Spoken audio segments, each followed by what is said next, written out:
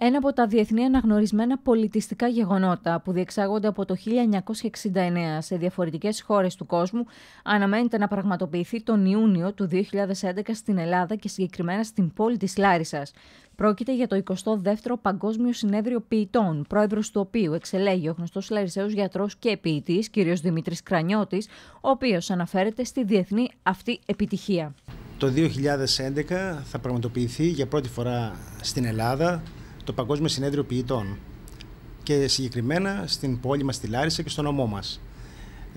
Το Παγκόσμιο Συνέδριο Ποιητών διοργανώνεται από το 1969 κάθε 2 χρόνια σε διαφορετικές πόλεις, μερικές φορές μπορεί να είναι και στην ίδια χώρα, όπως συνέβη στις ΗΠΑ που διοργανώθηκε 3 ή 4 φορές, αλλά σε διαφορετικές πολιτείες.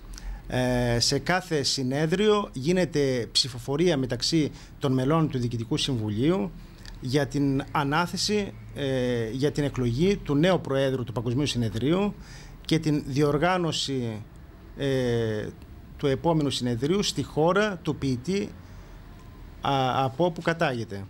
Στην περίπτωση τη δική μου, το 2007, που συμμετείχα στο Παγκόσμιο Συνέδριο της Αλαμπάμας στις Ηνωμένες Πολιτείες, εκλέχτηκα πρόεδρος για το 2011 και ως εκ τούτου το Παγκόσμιο Συνέδριο είναι να διοργανωθεί στην Ελλάδα.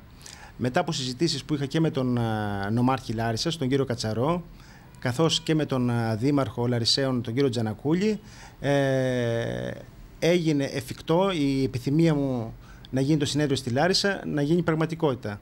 Το συνέδριο θα τελεί υπό την αιγίδα της Νομαρχίας Λάρισσας, καθώς ο νομάρχης κ. Λουκάς Κατσαρός αποδέχθηκε την πρόταση του κ. Κρανιώτη να στηριχθεί ένα πολιτιστικό γεγονός που θα εξασφαλίσει παγκόσμια προβολή στο νομό Λάρισσας, ενώ αργώς θα σταθεί και ο Δήμος Λαρισαίων, εν ώψη μάλιστα της διεξαγωγής των Μεσογειακών Αγώνων αλλά και της πολιτιστικής Μεσογειάδας.